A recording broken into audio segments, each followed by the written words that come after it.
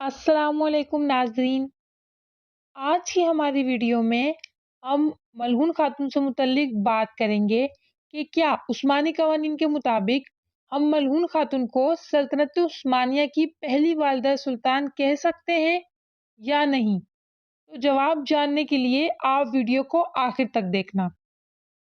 मलहून खातून सल्तनत उस्मानिया के बानी उस्मान अव्वल की जोजा और सल्तनत उस्मानिया के दूसरे सुल्तान ओरहान अव्वल की वालिदा। तारीख इन्हें मलहून खातून, माल खातून और कैमेरिया सुल्ताना के नामों से पुकारती है और तुर्की में आज भी इन्हें देवलित अना यानी रियासत की माँ के नाम से याद किया जाता है।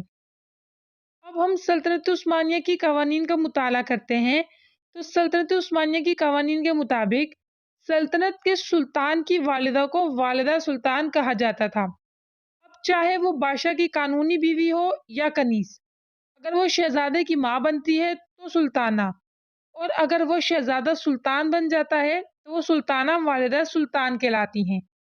ये टाइटल सिर्फ उस सुल्ताना के लिए इस्तेमाल किया जाता था जो अपने बेटे के दौरे हुकूमत में जिंदा रहती थी। शहजादे की तख्त नशीनी से पहले मरने वाली खातून को तारीख में वालिदा सुल्तान नहीं कहा जाता।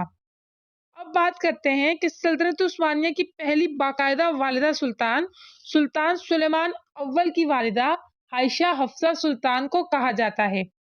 उनसे पहले जो खवातीन सुल्तान की वालिदा होती थी उन्हें तारीख वालिदा खातून का नाम देती है, ना कि वालिदा सुल्तान का, क्योंकि आयशा हफ्सा सुल्ताना से पहले खवातीन यानी वालिदा खातून सिर्फ और सिर्फ हरम के इंतजामात ही संभालती थी और सियासत में उनका कोई अमल दखल नहीं था, मगर होती तो वो सुल्तान की वालिदा ही थी, इसीलिए उनका मकाम भी तारीख में किसी तौर पर वालिदा सुल्तान से कम नहीं है। अब बात करते हैं मलहून खातून की। तो मलहून खातून को तो तारीख में वालिदा खातून भी नहीं लिखा जाता, क्योंकि बाज़ तारीखदानों के मुताबिक मलहून खातून एयर 1324 यानी ओरहान गाजी की तख्तनशीनी से पहले ही वफात पा गई थी, और कुछ के मुताबिक इनकी वफात का साल 1326 है, यानी ओरहान गाजी की हुकूमत का दौर। तारीखदान तो अभी तक इसी बात पर इत्तफाक नहीं कर पाए हैं कि मलहून खातून शेख ऐदब अली की बेटी थी या फिर उमर बे की। खैर जो भी हो, थी तो वो ओरहान गाजी की वालिदा। अब तारीख में इन्हें कहीं भी वालिदा खातून नहीं लिखा गया, इसीलिए हम इन्हें वालिदा खातून या वालिदा सुल्तान नहीं कह सकते, मगर उनका मकाम उस्मानी तारीख में एक अलग ही अहमियत का हामिल है, क्योंकि हकीकी तौर पर उस्मानी खानदान मलहून खातून के बतन से ही आगे बढ़ा और उस्मान गाजी और मलहून खातून की औलादों ने 600 साल तक दुनिया के एक बड़े हिस्से पर हुकूमत की।